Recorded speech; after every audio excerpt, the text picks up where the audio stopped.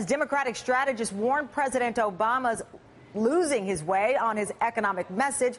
Will he look to the past or the future in this major speech we're expecting tomorrow? Reuters today reports, quote, Obama is not likely to unveil new ideas to boost the economy and create jobs, according to Democrats familiar with the preparations. Instead, he will make the case that he needs 4 more years to undo the damage left by George W. Bush. And joining me now, NBC News senior political editor Mark Murray. So, Mark, if that is the message, James Carville and a few other Democrats may not be too happy. Well, Tamron, it depends on how you took that memo from James Carville and Stan Greenberg. One of the points that they were actually making is that what Barack Obama and the Democrats need to do is actually look forward to the future and say who actually has the best ideas to making the economy better, to improving it in the long term. And so I wouldn't be surprised if that actually is what President Obama talks about tomorrow. The only guidance we have from the campaign is that he's going to contrast his vision with Mitt Romney's economic vision. And, of course, we've seen that before. Right. President Obama, of course, talked about his economic vision in a speech in Kansas in December 2011, and then before the Associated Press news editors in April of this year. And so I don't know if it'll be anything different, but what would probably be different is that Mitt Romney would be the focus rather than Republicans and the Republican ideologies President Obama was talking about in those previous speeches. So for clarification, Mark, the Carville letter and the remarks, do you believe that they're being misinterpreted, that this was not a warning, that the president's message is not resonating with middle-class Americans?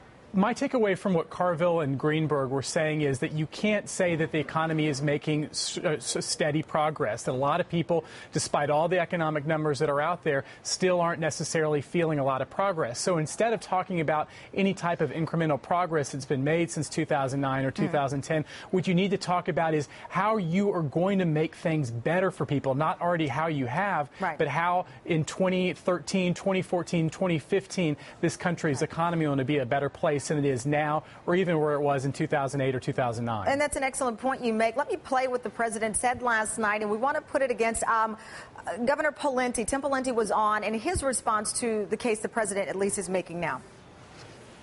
It's like somebody goes to a restaurant, orders a big steak dinner, martini, all that stuff, and then just as you're sitting down, they leave.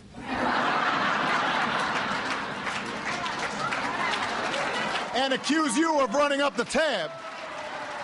Nobody wants to hear him whining and complaining about what somebody did or didn't do 4 or 5 years ago. He's the president. We're not going to reelect him because he got a participation ribbon. You actually have to do something. So obviously strong words from Pawlenty, but the reality, does the message resonate with independents? We know those are the people we say matter at this point. The people who are at the base will follow who they plan to follow here. But doesn't the past at all matter, or is that seen as whining, Mark, to independents?